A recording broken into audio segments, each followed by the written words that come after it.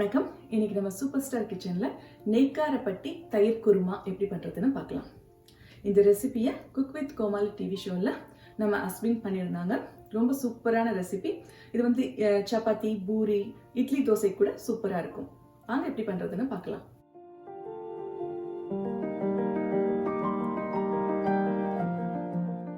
நெய்க்காரப்பட்டி தயிர் குருமா பண்றதுக்கு ஒரு பேன்ல 2 டீஸ்பூன் எண்ணெயை ஊற்றி மீடியம் ஃப்ளேமில் சூடு பண்ணணும்.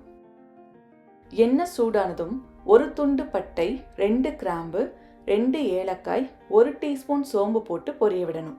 எல்லாமே பொரிஞ்சோன 5 பல் பூண்டு, ஒரு சின்ன துண்டு இஞ்சி, 2 பச்சை மிளகாய், 10 சின்ன வெங்காயம் போட்டு நல்லா வதக்கணும். எல்லாமே வதங்கியதும் அதில் 1 டீஸ்பூன் கொத்தமல்லி தூள், 1 டீஸ்பூன் மிளகாய் தூள் சேர்த்து லோ ஃப்ளேமில் லைட்டாக வதக்கிக்கணும். ஹை ஃப்ளேமில் ரொம்ப நேரம் வதக்கினீங்கன்னா மசாலா எல்லாம் கருகிடும். அதனால பார்த்து பண்ணிக்கோங்க. அப்புறம் இதை எல்லாத்தையுமே நல்லா ஆற விட்டு ஒரு மிக்சர் ஜாரில் போட்டு கொஞ்சமாக தண்ணியை ஊற்றி நைஸாக அரைச்சி எடுத்துக்கணும். அப்புறம் இன்னொரு பேஸ்ட் பண்ணணும்.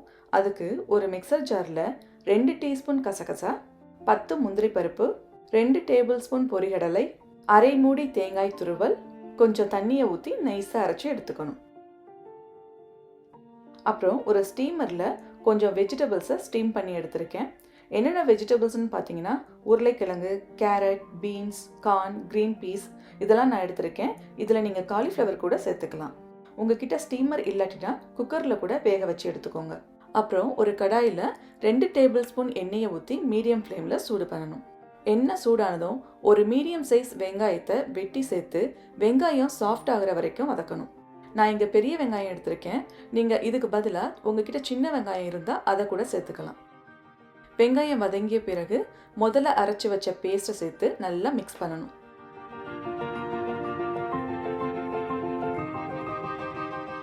அப்புறம் அதில் வேக வச்ச வெஜிடபிள்ஸ், 1 டம்ளர் தண்ணியை ஊற்றி நல்லா மிக்ஸ் பண்ணணும்.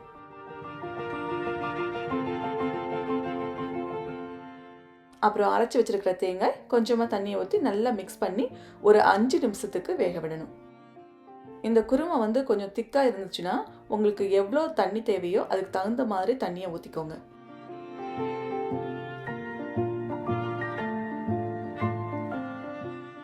அஞ்சு நிமிஷத்துக்கு அப்புறமா அதில் அரை கப் அளவு தயிர், தேவையான அளவு உப்பு, 1 டீஸ்பூன் லெமன் ஜூஸ், உங்கள் புளிப்புக்கு தகுந்த மாதிரி லெமன் ஜூஸ் சேர்த்துக்கோங்க. இதை எல்லாத்தையுமே நல்லா மிக்ஸ் பண்ணி ஒரு நிமிஷத்துக்கு வேக விடணும். ரொம்ப நேரம் கொதிக்க விடக்கூடாது. கடைசியாக கொஞ்சம் கொத்தமல்லி தலையை தூவி பரிமாற வேண்டிதான். சுவையான நெய்க்காரப்பட்டி தயிர் குருமா அருமையாக ரெடி ஆயிடுச்சு.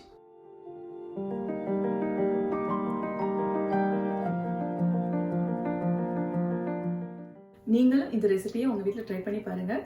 மறக்காமல் சூப்பர் ஸ்டார் கிச்சனை சப்ஸ்கிரைப் பண்ணிக்கோங்க. பக்கத்தில் இருக்கிற பெல் பட்டனையும் ப்ரெஸ் பண்ணிக்கோங்க. அப்போ தான் நான் அப்லோட் பண்ணுற வீடியோஸை மிஸ் பண்ணாமல் நீங்கள் அடுத்தடுத்து பார்க்க முடியும். உங்களுக்கு இந்த வீடியோ பிடிச்சிருந்ததுன்னா லைக் பண்ணுங்கள், கமெண்ட் பண்ணுங்கள், ஷேர் பண்ணுங்கள். நன்றி.